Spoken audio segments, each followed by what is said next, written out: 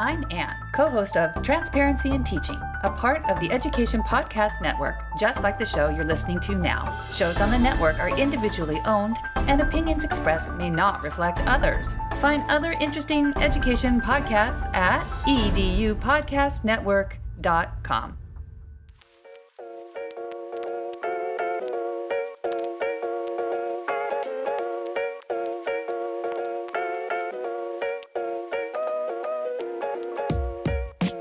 Welcome to season 3 of the High Tech Podcast. Not only season 3, but the launch of the video podcast.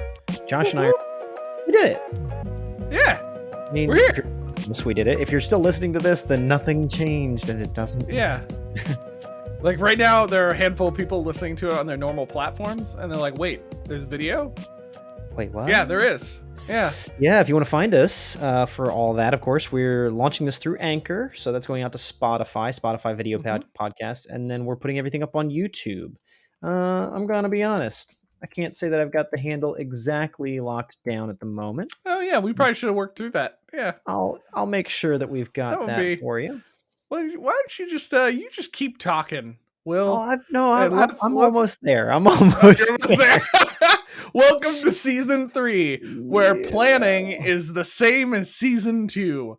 It sort of exists. That's the none of the High Tech Podcast. Yeah? I just got to test something. Test it. Nope, that didn't work. I have no idea how people get to our YouTube channel. Except that it's the handle, and of course, just if you search High Tech Podcast, will get us to there. So we are the @High Tech Podcast. If you put that in YouTube search, boom, we come right up. I was hoping that it was going to be something like youtube.com/High Tech Podcast. Apparently, it is youtube.com/@High Tech Podcast, and that will load our channel. We sound really old right now because we sound like we know nothing about YouTube. And took 0 seconds to prepare for that. I got it. Yeah, we took 0 seconds. See, but here's the secret, folks. Listening to the High Tech Podcast, we actually planned this. This was all a bit. It's a double down. We like to come off like we don't plan things, but we plan the unplanned. You know. I wish we could claim that much credit. Yeah, that's not true. We didn't. That's too good. Anyway, yeah, you can find us on YouTube now and Spotify if you want to check out the video. If you don't want to see our faces, that's unfortunate. Stay on Apple Podcasts or whatever. Still listen to us on whatever you want. Technically on Spotify, you can shut the video off. You know, whatever you want. And Robin, you should not be looking at our faces because we know you listen to us driving into work, and that's a no-no. True. That would be bad. Don't do that unless you have a car that drives itself. But I'm pretty sure you don't. So, and if you have a car that drives yourself, Robin, I want a ride. Anyways, season 3 is going to be pretty exciting. Josh and I put a lot of planning into this one. We're hoping to have some. We did. I think everything that's happened up to this point inspires confidence that's true. But I promise it is true. We have new structures to the seasons. We have specific things we're trying to accomplish each season, and the seasons will not be an entire calendar year long, giving both of us a little bit of a breath to get things done from season to season. Anyway, I'm excited. We got some cool stuff planned. We've already got some fun episodes coming up on this season. Some guests, returning guests. We love returning guests. We love new guests. Yeah, some mini series, some stuff like that. We're excited for what we're going to end up doing. I think this season's going to have stuff like philosophy, new teachers, acupuncture. I mean, there's going to be a little of everything. Yeah. Well, that's why we're doing video now. What's actually going to happen is Will is going to do acupuncture. That is good. Yeah. It'll really bring in a new crowd, you know? I think there's probably something illegal about that. I just don't know. I can't imagine. I don't know. I have a rule. I don't do podcasts with needles. You know, that's a great rule. I feel like that's a solid rule to have in life. I'm going to second that one. Yeah, that's good. Yeah, we'll run with that. Get new things changing up, a little bit of a different feel vibe. This time, no easy segue, just to the point that our conversation this week is something that we both think is probably pretty fundamental to our podcast, and yet we've never done this conversation. We've never talked about it. We realized this during season 2. In one of the last episodes, we were like, I forget, I mentioned something about like a philosophy of technology. And we realized that we've never really talked about that. We've talked about how to pick apps. We've talked about plenty of apps, lots of apps, a plethora of apps. One could say 84 episodes worth of apps up to this point. That would be fairly accurate. But we've never really talked about +5 because we forgot about the interviews that find weird ways to fit into our episodes. We don't know why we did that. It's fine. I almost fixed it, then I couldn't fix it. That was a time and it happened. But we really talked about philosophy of technology. And so I think it'd be helpful to kick it off, jump in here and talk about that, kind of our views. I guess here's the first question, right? Yeah. So like when I say philosophy of technology, Will, what do you think? What comes to that noggin of yours? Well, in my undergrad experience and in my master's experience, I had to write philosophies of things, right? Like it was usually some, 5 to 10 page paper detailing what I believed, what I understood to be true about philosophy of burritos, philosophy of I would write that and it would be philosophy fantastic. Of burritos. Mine's simple. They suck. That was my hot just take. Gonna just turn this off. No. Oh God, Josh, come on. Sorry, I knew you were. It's a different thing. Sorry, philosophy papers. So you're writing, right? Continue. Yeah, Sorry, I didn't mean to derail you with a very valid opinion. For me, well, at least there's one valid opinion between the two of us. For me, philosophy of technology is just like, what do we do with it? Why is it a part of learning? I think we will couch this as a philosophy of technology for learning, right? There's a lot out there about technology, whether it's helpful or harmful or this, that, but in the context of the classroom, what is technology? Why do we use it? What should we do to increase it or improve it? These are some of the basic things I think that we dig into. Josh, what would you say is your idea of the minimum amount of technology anymore? Like once the minimum technology in a classroom was pencil and paper. What do you think is the minimum amount of technology moving forwards? Chairs and a pencil. No, I'm just kidding. Burritos. Yeah, I know. Clearly. So no, I think that's tough. I think so. I'm actually just going to push back against the question in general, which is it depends, right? Like it depends on what you're teaching. It depends on what you're learning, what your goals are, what you're trying to do, right? So like there are classroom. Like when we think of classroom, we think of a standard classroom. Being in the classroom, probably minimum technology these days is the classroom stuff you're sitting in, the whiteboard you're using, the projector and computer that are a part of the experience, possibly some devices the students are using, but that's not minimum. I feel like when we walk into a classroom, we expect places for students to sit, a board to write on, and some place to either connect my computer or log in and show stuff on a computer. Right? Like I feel like that's probably the minimum that most people think of. But again, I'm thinking normal Western education culture, right? There's plenty of other cultures that's not minimum requirement technology.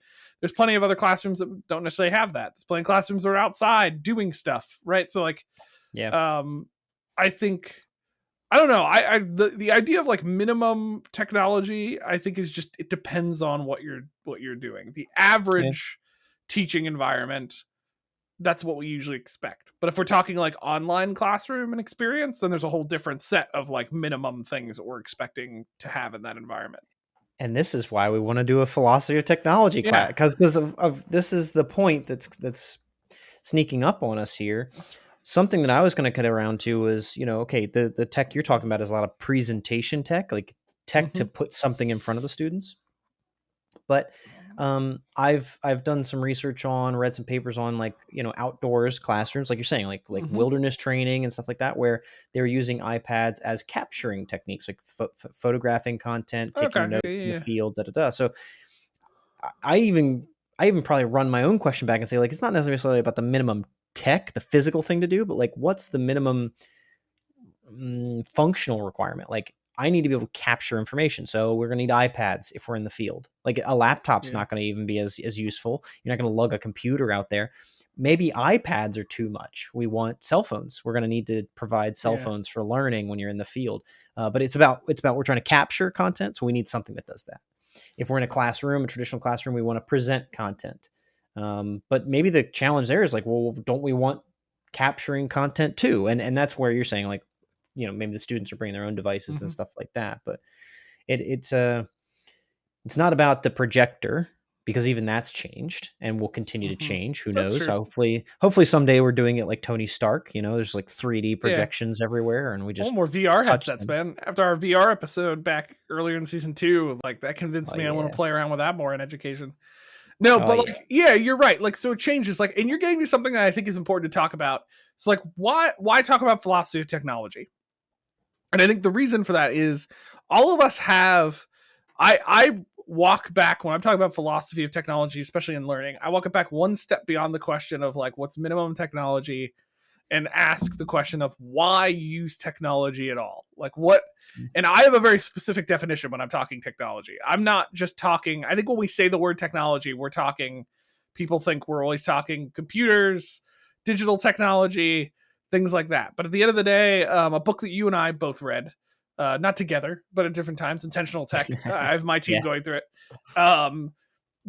He talks about like chairs or technology, tables or technology. Like those are things that at the end of the day, my definition of a technology is something that was created to do something, right? Like a car is a technology, but like even like a fireplace was a type of technology to a certain extent. It's just different. I think in our day and age, we're so used to the other stuff that like computers are now always technology, right? And the other side of it is like the technology that we assume is the basic like computer. Like it's not even just tower computers like you and I are used to. Like so much is about the laptop. So much is about the flip deck. The ones that fold in half and like your yoga or whatever it is, right? Like so much of it is about the iPad or the tablet. Like the technology isn't even what we assumed 10 years ago. If you said, oh, I want technology in the classroom, that assumption is different today than it was 5 years ago. Already. Absolutely. It's so fast, so rapid. Yeah. But the reason I think it's important to kind of walk ourselves back to understanding what we're talking about when we talk about technology is because then that gives a little bit light to when I'm asking the question, why use technology, what I'm talking about, right? Because at the end of the day, what you believe about why you should use technology in learning or not, the why is going to drive how you end up doing it, right? And how you end up. So like a good example, right? We have lots of friends who work in this field. That if they dig a little bit deeper, the actions they're taking might say the why is because they just really like playing with technology. Because and like let's be honest, some of us are like that. Like I like playing with apps and tools and things, so sometimes doing stuff. But like at the end of the day, your philosophy of technology drives your actions, right? And so like that to me, walking back and asking that why helps us as we're looking to use it in learning, make sure we're kind of keeping ourselves in check and also kind of properly using it for what it's worth. Right. Yeah. So like a lot of my why, if I can really dig into myself and I'm hypocritical like every other human being. So I end up breaking my own why, even though I don't want to think about it. But like the why is at the end of the day, I think it's technology. Our philosophy for technology and learning should be simple, is that we use technology to enhance or do things that we couldn't do without it. Right. Like that's really at the end of the day what we're trying to look for when we're using certain technologies. And I think if that's our why, that helps drive better integration of technology and intentionality behind it. Does that make does that and an early example of that in like not new agey approach, but like Skype made it possible for teachers, and Twitter as a very good like conduit or venue for it. But like I heard early on that teachers were starting to use Skype to like get in touch with authors and have authors in their classrooms with the students so they could talk about the book, right? And it's very specific examples where that worked out, where the author was willing, they got in touch, but like, could you imagine trying to fly Stephen King to your classroom wherever you are to have a conversation with him? No. Totally. And yet now technology. Oh, my bad. You were at his birthday, right? Yeah, clearly. Yeah. What'd you sing to him for his birthday? I mean, happy birthday. What do you think I am, a monster? Yeah. Come on, you set me up for that one. I was just watching Elf last week, so that was on the mind. It makes sense. But you know what I mean? Like there's a point that you're saying, like, I want to have an educational experience. I want the students to engage with the author. Okay, we can do that in one of two ways. Traditionally, we might have had them read articles or listen to interviews with the author. So it's a one-way interaction. The students might listen to the author say something or read something the author wrote about the book in question. But that is, one way. It's linear. And then you bring this idea of like Skype and eventually Zoom into the picture. Long live Skype. Rest in peace, actually, is what I meant to say. Long live. Yeah, disagree.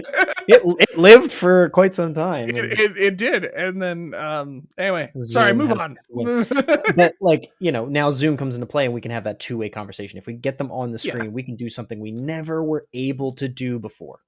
Like you're saying, we enhanced that learning experience and made it a two-way conversation, as opposed to just the students studying something that was dry and dead, if you will. Exactly. And that's why I think it's important to talk about that and think about that, especially because we live in a world where everything's polarized, but like technology and education is a polarizing topic in different ways, depending on what we're talking about, right? So like we have people who are gung-ho, let's use all the technology in the world. Yeah. And there's great things that come out of that. There's also stuff where you and I have talked about, like, AI days, things that are happening, that like there's lots of cool things that'll happen out of that. There's lots of other things of the question of like, should we use it? Unless, like, what's the why? If you can give me a good example of how you can do something couldn't do before. Right. And there's plenty of examples of how that would work. But I think that like that type of stuff. But then we also have the opposite, right? Where like I've seen people who are like zero technology in the classroom whatsoever, unless it's made out of wood. Yeah, I won't use it, right? Like, I don't remember if you had her, but I had a faculty member who still only used paper and pencils, rulers, and overhead projectors. Would not use digital technology in the classroom. The cutoff, right? And like, don't get me wrong, I think there's plenty of like there could be negative side effects of technology. I don't think we should use it for literally everything. I think there is valid arguments to like, especially in classroom stuff, like how not to have students in front of screens all the time. Like that's not right. There's a lot of benefit to not doing that. And are you aware of like the Bitmoji craze? Have you seen that in K-12? Like that's one of those things that for me, I just don't get it. Like, what's the value? The fact that the teacher's putting in a good bit of work to Bitmojify everything they do, their avatar, their classroom, the books in the room. And I'm like, does this help? Like, it's cute. What did you get out of it? Like, what is it really actually giving that you couldn't have gotten before? It kind of gives a game-ish experience or game-ish visual, but it doesn't immerse the student like a game does. So it's still just kind of a flat virtual representation. That doesn't to me have a significant value. And yet Bitmoji is a huge craze. I mean, a lot of people want Bitmoji classrooms, and they want all their visuals in their Google Classroom to be Bitmoji. Like, it's not my cup of tea. Yeah, exactly. And that's where, like, I think that having a clear definition of why you're using technology, what you're gaining from it. And then the other thing that I think is important within that philosophy of technology is to think about that so my driving force and philosophy of technology is I'm using it to fix or enhance something that I don't get otherwise. And then also I'm acknowledging that with any technology that I gain something, you also lose something in some way by using that technology. And so I think like a healthy perspective of someone who's evolving with technology is acknowledging the why they use it and acknowledging that both technology gives and takes away things. And the reason I think those three kind of core tenets of like my view of philosophy of technology is because that helps me evaluate how I'm going to use something. Right. Like, so like, for instance, we talked a lot about like social annotation tools. Right. So like, like that gains me a new way of students annotating on documents. Right. Something I couldn't have done in a digital space before. Right. But that tool is born out of when we go into online spaces, we are able to connect with each other from different areas. People are able to get access to a course that they couldn't have gotten access to if they weren't able to go to that place face to face. But you know what you lose? You lose even the simple ability in a classroom to annotate something together as you're working through it, right? And so out of the realization that technology gives and can remove or have limitations comes other technology that's able to solve those issues in different ways. So like my whole point in there is, I think when I think about the concept of philosophy of technology, it's in education, I think we can often get kind of polarized in how we do it, right? It's like either go gung-ho or completely remove it because technology is what's created all evil. And it's not that simple. That's just not how it's been. Well, and one of those things that I did in undergrad, took a course that had us kind of looking at some of these questions about tech. Brought up Marshall McLuhan, a very famous adage, but also writings, book, and speakings on, the medium is the message, or the message is the medium, right? Like, what's the relationship between the thing I'm using to communicate? I'll use that term very broadly, or what am I doing to communicate that is impacted by the medium? And so, like, radio changed the way people could talk. You and I might have a conversation, it's one-on-one and it's very direct, and maybe we meet with some friends in a quote unquote salon and we talk about that, but then the radio gets out there and it's like everyone can listen now to conversations or to things on the radio. But it's one way. You have to learn to listen. And those radio announcers probably start to do, and this is actually a real thing with YouTube, right? They start to take on a certain vocal persona. Oh yeah. YouTube videos are actually known now to have, like, some of the top viral posters and creators have a certain kind of upbeat nature to them. They say similar things. They posture themselves the same way. They, line themselves up in their camera. Like, there's a lot of things that go into the fact that the technology actually impacts how the message is being communicated and how we can even create the message. Very, very important, because one of those things that I think comes out of the conversation of even cell phones in the classroom, right, is if the faculty member or the teacher is saying cell phones, yes, that's acceptable, what is that communicating? Is it communicating, I don't care, I'm a little lazy, you can do whatever you want, I won't do anything about it? Is the cell phone policy, this is going to be present in the classroom and this is how we're going to use it, and I will stay on top of it, and I'm going to be militant and police you in using it? Like, just having the policy or just allowing the technology to be in the classroom is creating a message in and of itself. And that's where Josh and I are, saying, all right, let's just take a look at the philosophy. Let's think about this tech stuff, because just allowing the cell phones in the classroom is insufficient. Having a philosophy for doing it, reason, why am I putting the cell phones in the room? Why am I allowing the students to do it? What am I going to have them do with those things? What's the value of that cell phone? Are there times where there's no cell phones? Are there times where, there's so many questions that come up just from should I or shouldn't I have the cell phone in the room? There's dozens of questions that we need to take on after we address that. Should I or shouldn't I? Yeah, absolutely. And I think it's a back and forth. I am of the perspective, the better route to take with technology is a leveled perspective of, it's not all good. It's not going to solve all the problems in education. It's not, I know those people who are like the silver bullet technologies that they try to advertise, that like, oh, if you use this, all learning is going to work magically. Like that's not how it works. Like technology is not going to solve all things. There is key human relationships. There are key design principles to learning. That all that stuff is key in those areas. That said, there's also technology that can let us do things that are different. Like online is a perfect example of this, of just, I think online education gets a bad rap, especially in higher ed. Because I think there's this view of like, well, we're just doing this because this is the fad of what people want. And, like to a certain extent, okay, yes, there are purse strings driving institutions to go online, right? But also at another end, there's the reality of students who couldn't get that education or that degree if it wasn't for the fact that it was online and they were able to do it in the midst. That is something digital learning and online realms help provide, right? And that is a positive, right? Like that is not a negative. Now, there's a lot of things that get lost in online learning.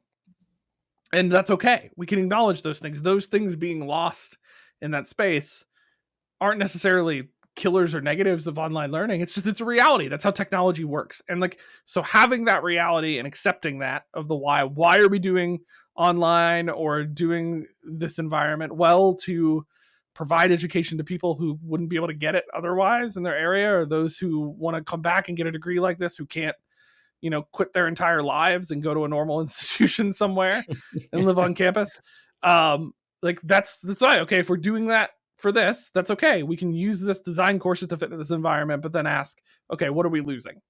Right. Okay. Well, some of the face-to-face communication is more difficult. Some of the nuances of what we do, and that's fine. And we take that and go, how can we solve those problems? Right. And that's the why then drives us to look for tools or things that can help those areas, or solutions that can help those areas. And it's that type of intentionality that I think can build a good learning environment for the student. Right. Yeah. And one of the things that came out of my master's studies was a big emphasis on, when doing tech analyses, like, what are the affordances and limitations of the tech? Oh yeah. So it's not, sometimes it's like, hey, is it good? Is it helpful to use cell phones in the classroom? Maybe that's the first question, but sometimes, you get too stuck there. Like, oh, I like it, but I don't. I like it, but I don't. Or I like it, but I've had bad experiences, or I have no experience, but I don't think it's going to work. Whatever that is, right? On the flip side, you could say, well, what are the affordances and limitations? What are the good things and the bad things of the cell phone? And list those items first. And if you come up with 2 to 1, 10 to 5 affordances to limitations, well, then it's worth trying. Maybe it's worth trying, and you don't need to deal with, is it good or is it bad? Is it going to be what I want, or is it not? Just spend the time on, like, hey, if I bring the cell phones into the classroom, it's going to give me more immediate access to the students, direct communications. They're going to be able to capture more information. They're going to be able to connect with each other more directly and across the room. They're going to blah, blah, blah, blah. You list those things out, and it's all those positives. And you're like, wow, that meets the educational goals of my lesson. That is the goal, right? Like, we want to be driving back to that kind of the question and answering process. So yeah, it's good, but I don't think even a philosophy of technology is ever going to be one set thing. Like Josh is saying, like, it's an approach. It's how we come to all technology, and it's going to be the physical stuff, hardware, and it's going to be, software or apps online that we're trying to decide between. At the end of the day, I think everybody has a philosophy of technology. You've just not articulated it, right? Like, I know the philosophy of technology of a professor within 5 seconds of talking to them about the technology that they're using. Like good point, right? Yeah. So like we have antenna. We're aware, we know what they're thinking. Unfortunately, sometimes it can bias us, but it's like, hey, they start saying something about how they want to do the class. It's like, oh, you're one of them, or you think this way about that. Like, oh, this is going to be difficult, or this is going to be easy, Well, then you just made a whole bunch of people paranoid. So if you work with me and you're listening to this podcast, don't worry. I'm not like Will. I don't judge you immediately. I just Ooh, dang, man. Just toss me right under the bus. Yeah, let's throw you under the bus. It's fine. It's a good thing I don't work in higher ed anymore, right? Yeah, I was gonna say, you don't work there anymore. You're fine. Yeah. So if you work with Will, just watch out. No, I'm just joking. No, it's true. I mean, like we could read where people are at depending on, and it's not always bad stuff. I mean, like that's the reality. All of us have kind of a philosophy of technology, whether we realize it or not. But yeah. Anyway, that's our 2 cents on philosophy. I'm trying to you should have one. Yeah, you should have one. Okay.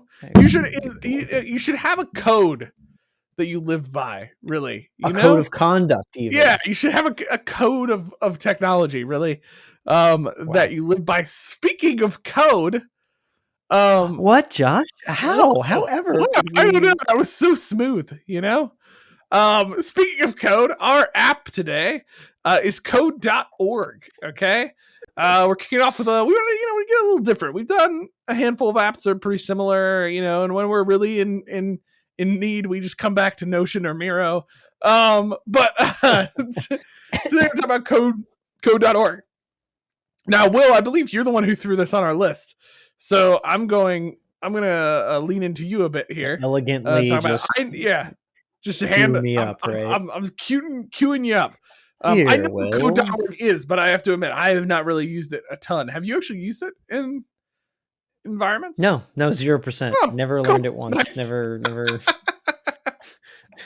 What I know about it from colleagues, Okay. research, interest, is that it's an entire kind of platform and community to teach coding. And what's really encouraging to me about it is the first thing you see when you load code.org is kids. I mean, I like 6-year-old kids, like, and that's one of those things that to me today with the opportunity of teaching and learning is like the sooner we get students into things like language, and coding is a language, the better.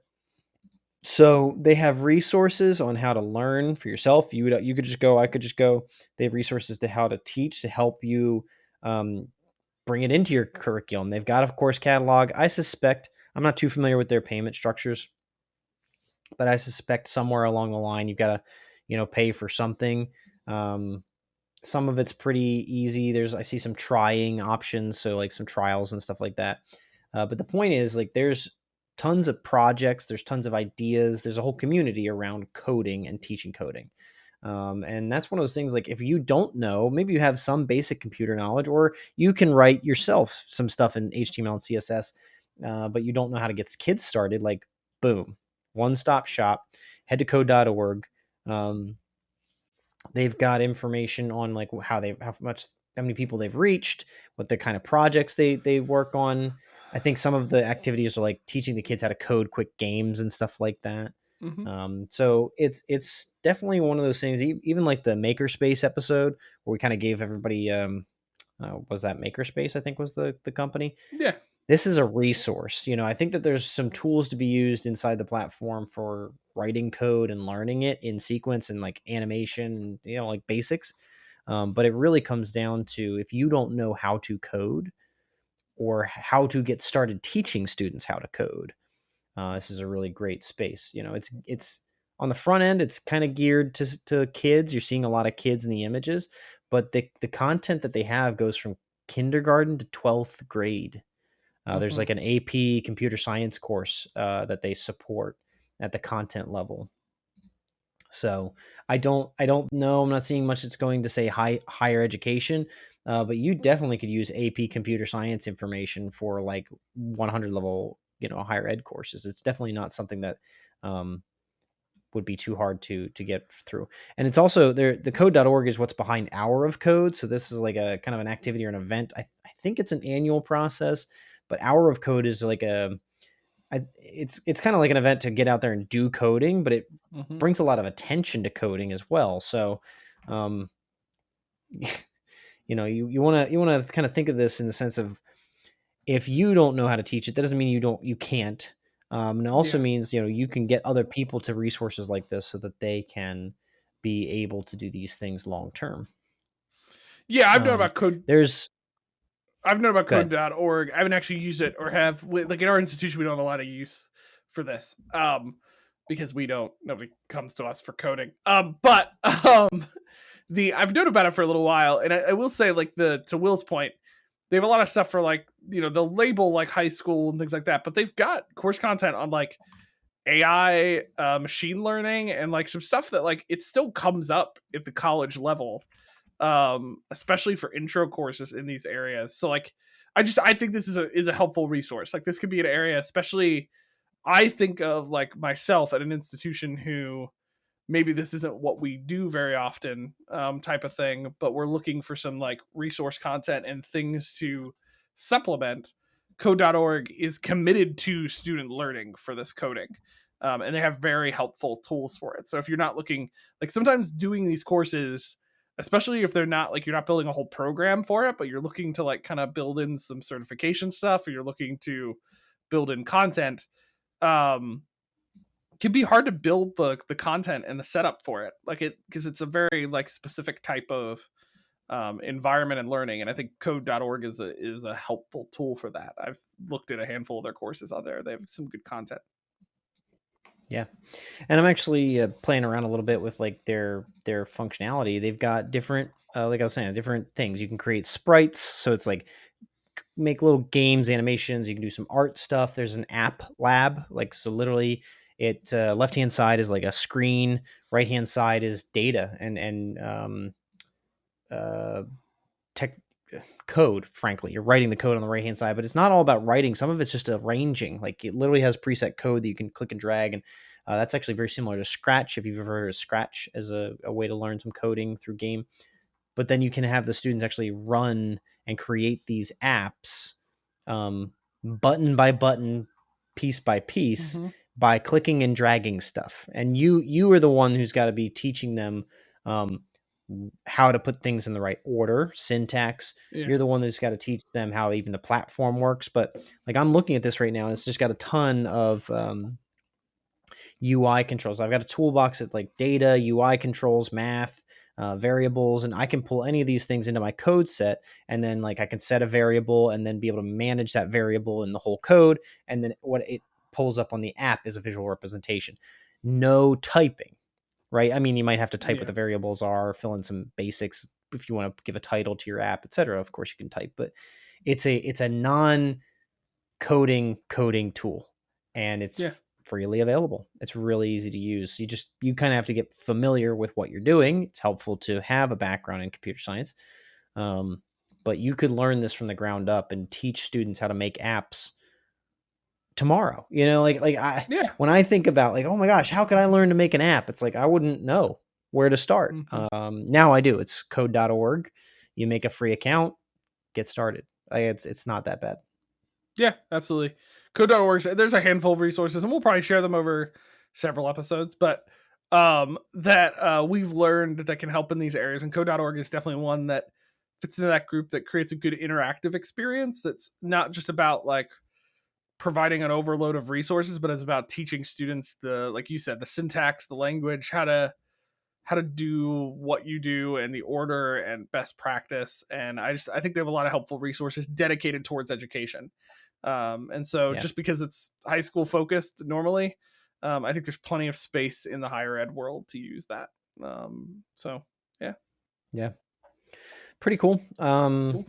Dig in, let us know on Twitter, on YouTube, in our inbox, anywhere. Let us know if you've used it or different ways. If you are a teacher using it or know someone, please get us connected, because I'd love to have someone walk through how they've done some initial design with this. It's a robust, powerful tool, but you do have to understand what you're doing with it. So don't listen to us. You know, we're advocating for something that could do the job, but if we have somebody out there, I'd love to talk to them about how that can work. So yeah, absolutely. Even if you haven't used code.org, but you're listening to this episode and you've done coding and teaching and experience, reach out to us, hit us up. We would love to hear from you and touch base with you. So you can hit us up on Twitter at High Tech Podcast, or inbox at High Tech Podcast or High Tech Pod. Gosh, see, season 3, we've been out of practice for a little bit. Inbox at hightechpod.us. Both of those are the ways you can get in touch with us, and we'd love to have you on the podcast to talk about it.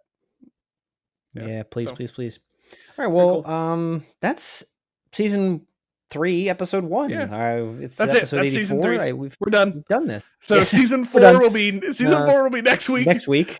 We've actually decided our seasons will be 1 episode long. I know it sounds confusing and nobody else has done it, but that's why it's going to be amazing. You know? Yeah. We're going viral with this. Yeah, exactly. People will be like the only podcast to do an episode season.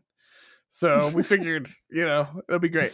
No, so plenty more to come in season 3. Next episode 85, we are excited. We are going to have a return guest, Casey, join us, which ironically, I think Casey was on the podcast like not that long after this time last year. Like it was around the holidays. It was early in season 2. Yeah. Yep, so Casey's now actually actively teaching, which is super awesome. And we've heard from learning where we last saw her in her master's degree to now being a full part-time teacher. We're very excited to see what she's learned in her first plenty of stories, and I'm excited. She's going to walk us through things she wished she knew before getting started. So we're going to talk a little bit about faculty onboarding and some cool topics there, and we'll see what app Casey brings us. So I'm hopeful for code.org. We should do a repeat. No, I'm just joking. That's not Casey's forte. But she is not teaching coding. Anyway, super excited for her to come on for episode 85. So again, just a reminder, you can find us High Tech Podcast on Twitter, inbox at hightechpod.us, and also check out our website, hightechpod.us, and go check us out on YouTube now that we're there. Just look at High Tech Podcast. It's great. We're there. It's fun. Super great. Or Spotify if you like to listen to us there. If you're listening to just the audio, at least check out the video. Check it out. You can be like, hey, look, that's what those two people look like. That's cool. Yeah. I act like we haven't revealed that. Like, we have our pictures on our website. This is not a big mystery. We're not right. We're not. All the people aren't like going to our website every time to watch the episode. No, they are. That's what I like to believe. Sure. Yeah, they go there at least daily. That's clearly what the analytics say. Anyway, yeah, thank you for joining us for another week as we continue to learn what it looks like to harness technology in the classroom, whether online or in person. See ya. See ya.